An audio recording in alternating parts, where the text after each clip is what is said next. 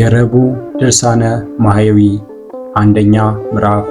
አንድ አምላክ በሚሆን በአብ በወልድ በመንፈስ ቅዱስ ስም በእውነት አምነን ለዓለም ሁሉ ቤዛ የሚሆን ዓለምን ሁሉ የሚያድን የመድኃኔ ዓለም የሞቱንና የመከራውን ነገር የሚናገር በዕለተ ረቡዕ የሚነበብ መጽሐፍ ይህ ነው።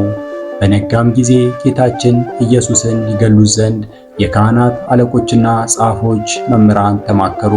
ከእስር ቤትም አውጥተው በጽኑ ገመድና ሰንሰለት አስረው ወደሚፈረድበት አደባባይ ወሰዱት።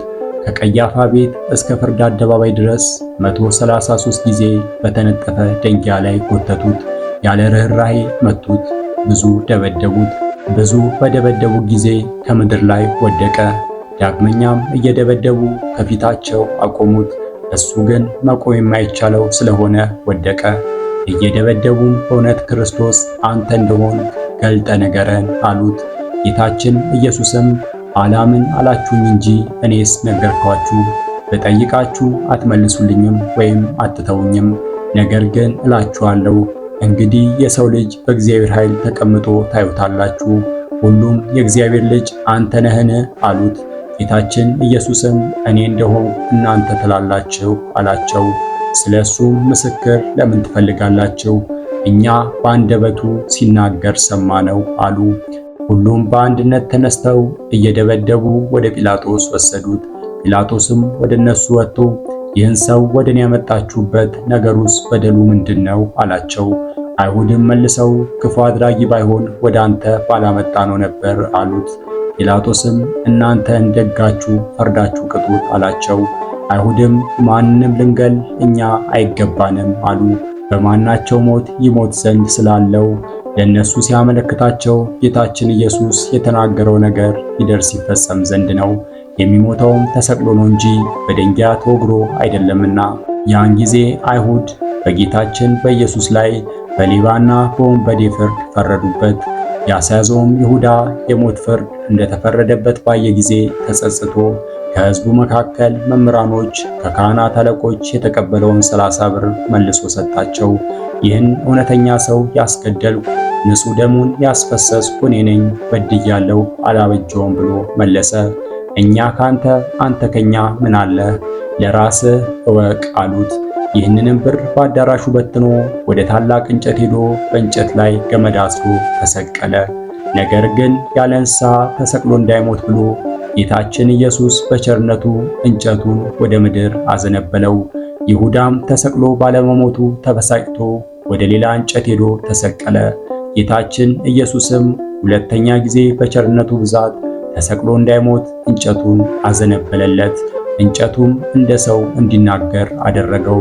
እንጨቱም እንደ ሰው ተናግሮ እንደ ወንድምህ እንደ ጴጥሮስ ስለ ኃጢአትህ ንስሐ ገብተህ አልቅስ አለው። ጴጥሮስን ይቅር እንዳለው ያንተንም ኃጢአት ይቅር ይልሃልና። ይሁዳም እምቢ ብሎ በብዙ ጻርና መከራ ሳይሞት በሦስተኛ እንጨት ተሰቅሎ ዋለ። በሰርክም ጊዜ በጌታችን በኢየሱስ ፈቃድ እንጨቱ ወደ ምድር ጣለው። በመከራም 40 ቀን ተቀምጦ ንስሐ ሳይገባ በክፉ ሞት ሞተ። ወደ ምድርም ወድቆ ጎኑን ተቀዶ አንጀቱ ወጥቷልና የካህናት አለቆች ብሩን ተቀብለው ወደ ቤተ መቅደስ ልናገባው አይገባም፣ የደም ዋጋ ነውና አሉ። ተማክረውም በጌታችን በኢየሱስ ዕውቀት ለመጻተኛ መቃብር ይሆን ብለው የአንጥረኛውን ቦታ ገዙ። ጌታችን ለድሆች ለእንግዶች በሕይወታቸውና በሞታቸው አለኝታቸው ነውና። ይኸውም ቦታ እስከ ዛሬ ድረስ የደም ቦታ ሲባል ኖረ። የእስራኤል ልጆች የተስማሙበትን ክቡር የሆነ የጌታን ዋጋ 30 ብር ተቀበሉ ብሎ ነቢዩ ኤርምያስ የተናገረው ያን ጊዜ ተፈጸመ። ለአንጥረኛ ቦታ ሰጡት በማለት እግዚአብሔር እንዳዘዘኝ እናገራለሁ ያለው ደረሰ። አይሁድ ጌታችን ኢየሱስን ጲላጦስ ወዳለበት ቦታ ወሰዱት። ሲገባም አይተው ከዚያ ቦታ ቆመው የነበሩ ጦሮች ሰገዱለት። አይሁድ ግን ጦሮቹ ስለሰገዱለት ተቆጡ። ወደ ጲላጦስ ዘንድ ገብተው በከንቱ ሐሜታቸው አሙት። ጲላጦስም የመስገዳቸውን ነገር ይረዳ ዘንድ 6 ጦሮች ወዳሉበት ቦታ ጌታችን ኢየሱስን ውሰዱት ብሎ አዘዘ። ጦሮቹንም በኃይል እየሳቡ ሳለ ጌታችን ኢየሱስን ባዩ ጊዜ ሰገዱለት። አይሁድ ይህን ታምር አይተው እንዲህ ያለ መድኃኒተኛ ሰው አላየንም ብለው ጮኹ። ከዚያ ጲላጦስ ጦሮች ወዳሉበት ቦታ ወጣ። በጲላጦስ ፊት ለጌታችን ለኢየሱስ እሊህ ጦሮች 3 ጊዜ ሰገዱለት። ለጌታ እንዳይሰግዱለት ኃይለኞች ሰዎች በገመድ ሲስቧቸው ከማፈራቸው ብዛት የተነሳ እንደ አስማተኞች እንደ ያኔስ እንደ ያምበሬስ አስማተኛ ነው አሉት። ከማፈራቸው ብዛት የተነሳ ከጲላጦስ ፊት ወስደው አቁመው ጌታችን ኢየሱስን አጣሉት፣ አካሰሱት። ለቄሳርም ግብር እንዳይሰጡ ሕዝቡን ሲያስክዳቸውና ሲከለክላቸው አገኘነው እያሉ እሱም የእስራኤል ንጉሥ ነኝ ይላል።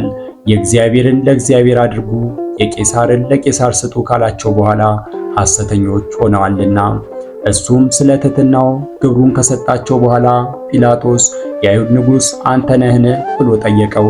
ጌታችንም መልሶ እኔ ንጉሥ እንደሆንኩ አንተ ትላለህ አለው።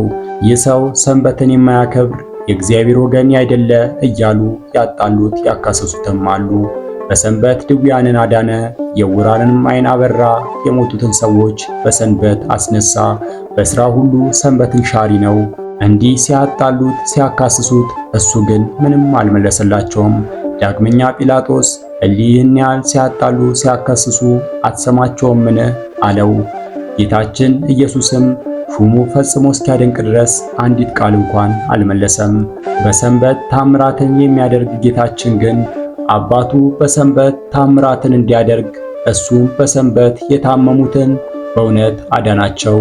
የዕውሮችንም ዓይን በሰንበት አበራ፣ የሞቱትንም ሰዎች አስነሳቸው። ሁለተኛ ምዕራፍ። በአዳራሹም ውስጥ እጁ የደረቀች አንድ ሰው አገኘ።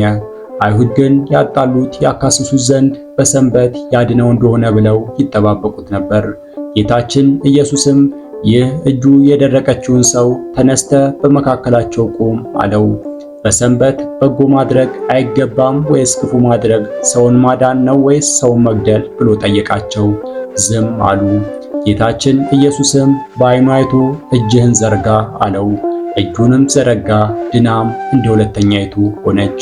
ፈሪሳውያንም ከዚህ ወጥተው ጌታችን ኢየሱስን ይገሉት ዘንድ ከሄሮድስ ሰዎች ጋር ተማከሩ። ጌታችን ኢየሱስም ከደቀ መዛሙርቱ ጋር ወደ ባህሩ ወደብ ሄደ። ያደረገውንም ታምራት ሰምተው ብዙ ሰዎች ተከተሉት። የታመሙትንም ሰዎች ሁሉ አዳናቸው። ነገር ግን እንዳትገልጹ ብሎ አስጠነቀቃቸው። አይሁድ ግን ሰንበትን ሻሪ ነው አሉት። ሦስተኛ ምዕራፍ። ከወደፊቱ ሆዱ ያበጠ አንድ ሰው ነበር። ጌታችን ኢየሱስም ጸሐፍት ፈሪሳውያንን በሰንበት ሰውን ማዳን ይገባል ወይስ አይገባም አላቸው። እነሱ ግን ዝም አሉ። ጌታችን ኢየሱስም ይህን ሆዱን ያበጠውን ሰው ይዞ በሰንበት አድኖ ሰደደው። አይሁድ ግን ሰንበትን ሻሪ አደረጉት። 18 ዓመት ጋኔን ይዞ የሚጥላት አንዲት ሴት ነበረች። እሷም ጎባጣ ነበረች፣ ፈጽሞ መቆምም አትችልም። ጌታችን ኢየሱስም ባያት ጊዜ አንቺ ሴት ከደዌሽ ድነሻል ብሎ በእጁ ዳሰሳት። ድናም በሰንበት ቀን ሄደች፣ እግዚአብሔርንም አመሰገነች። አይሁድ ግን እሱን ሰንበት ሻሪ ነው አሉት። አራተኛ ምዕራፍ።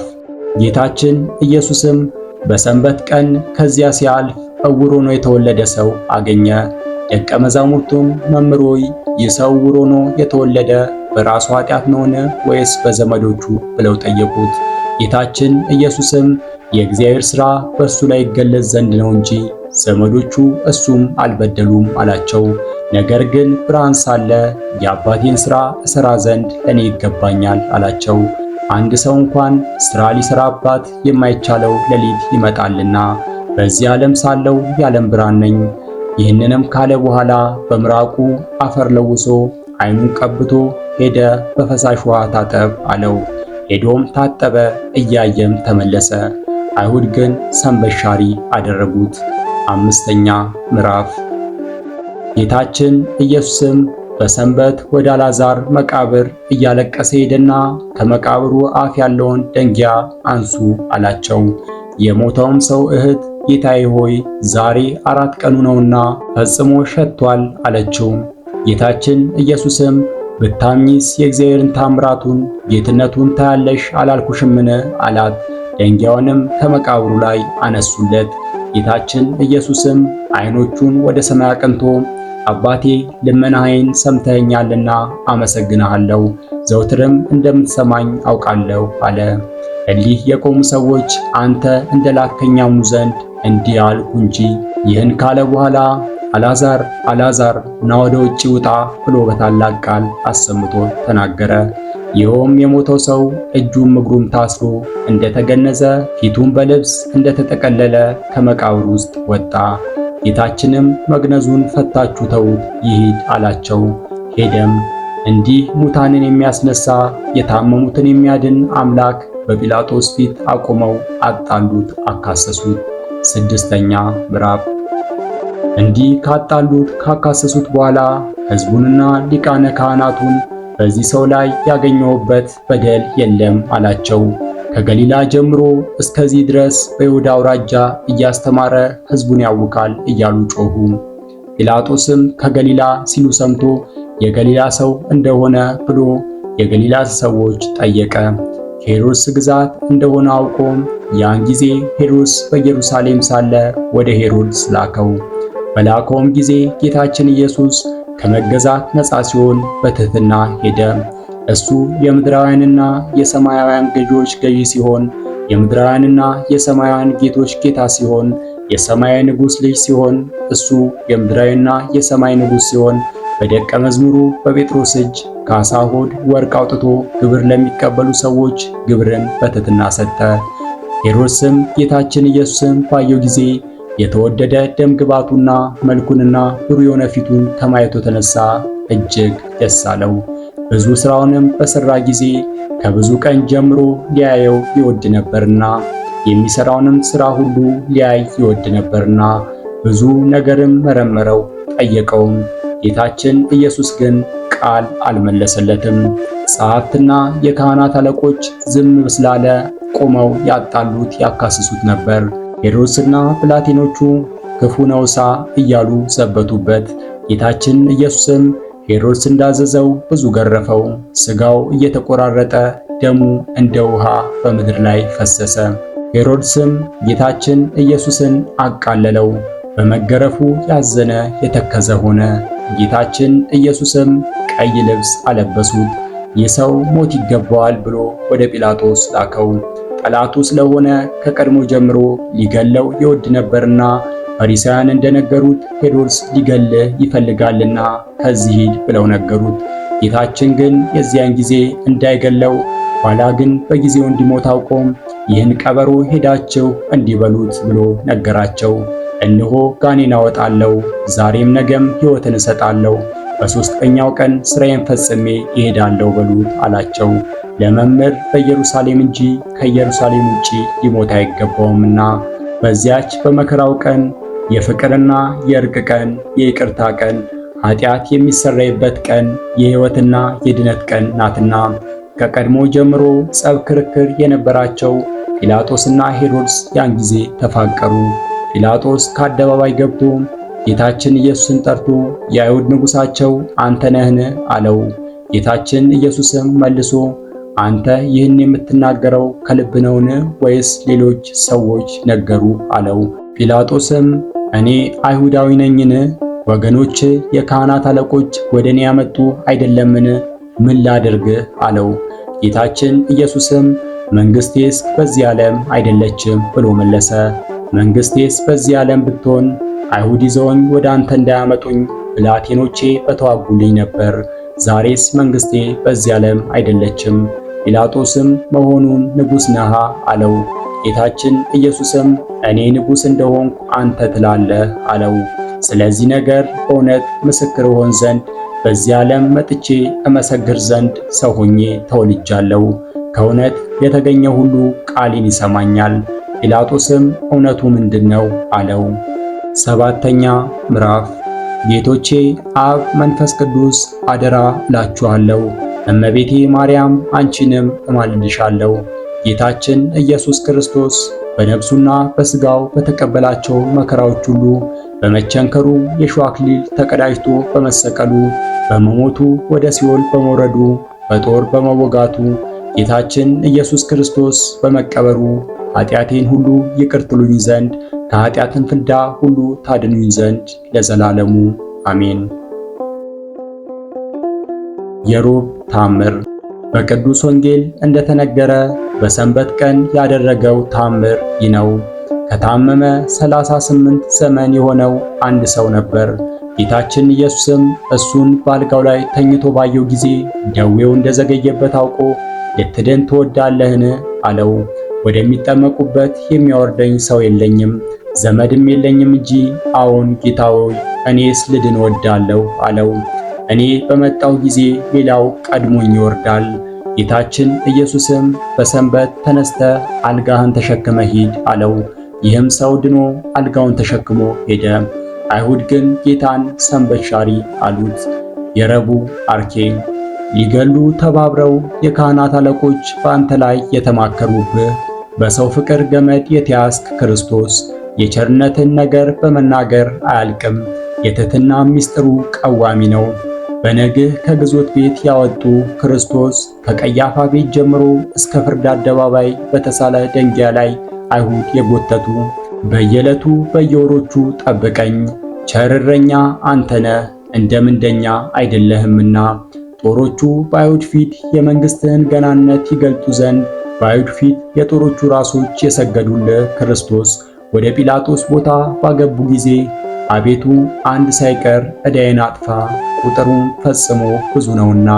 ለማጥላላት በጲላጦስ ፊት ያቆሙህና የእናትህ ዘመዶች በመፈራረቅ የሰደቡ ልማድህ ኃጢአት ማስተስረይ የሆነ ክርስቶስ በገቢርና በሐልዮ ብበድል የኔን የባሪያን ኃጢአት አታስብ።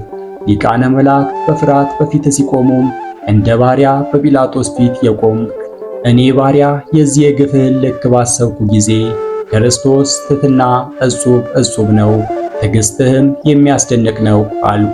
ክርስቶስ እውነተኛ ሰው ስትሆን አይሁድ የገደሉ ክርስቶስ እግዚአብሔርን አባት ብታደርግ በንጉሥ ቄሳር በደል ያጣሉ። በደሌ ከሥጋዬ በአፋ ነውና በደለኛ በሚሆን በሥጋዬ አቤቱ አንተ አስተስርይልኝ። ክርስቶስ ሆይ ሁለቱ የካህናት አለቆች ከመረመሩ በኋላ አይሁድ የንጉሥ ወንጀለኛ ነው ባሉ ጊዜ ሄሮድስና ጲላጦስ የመረመሩ ከክርስቲያን ወንድሞቼ እኔ ትንሽ ነኝና እኔ ባሪያህን በሦስተኛ ሰማይ አንግሰኝ። ክርስቶስ ሆይ በልባቸው ከራቁ ዘንድ አንተን ከማክበር ተለይተው የሄሮድስ ወታደሮች በትሕትና የዘበቱብህ ቁጥሩን ማወቅ እስኪሳናቸው ድረስ አይሁድ የገረፉ አንተን ለመያዝ በተጉ ጊዜ የአይሁድ ወገኖች እንደወደቁ ጠላቶቼም እንደነሱ የኋሊት ይውደቁ።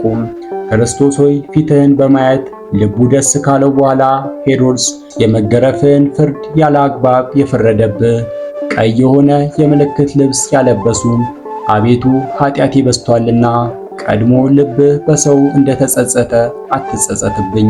ስቅለትን ከወደደ በኋላ ከሚያስፈራ ስቃይ ሞት 2 ጊዜ ያዳንከው አቤቱ የኃጥአን ምሕረት ሥራ በይሁዳ ላይ ተገለጠ። 2 ጊዜ ካዳንከው በኋላ ሰይጣን ይሁዳ በክፉ አሟሟት ሞቷልና የካህናት አለቆችና ወገኖች አስይዘውሃልና መማለጃ በመውደድ ምን ልስራልህ? መስፍን እሊን ወደ መመስገኛ ቦታ መርተው ይወስዱኝ ዘንድ ቸርነትና ብርሃንነትህን ላክ አለ። ጌታችን ኢየሱስ ክርስቶስ ሆይ የኔን የባሪያን ኃጢአቴን አስተስርይልኝ። ወስብሐት ለእግዚአብሔር ወለወላዲቱ ድንግል ወለመስቀሉ ክቡር አሜን። የረቡዕ ድርሳነ ማሕየዊ ተፈጸመ።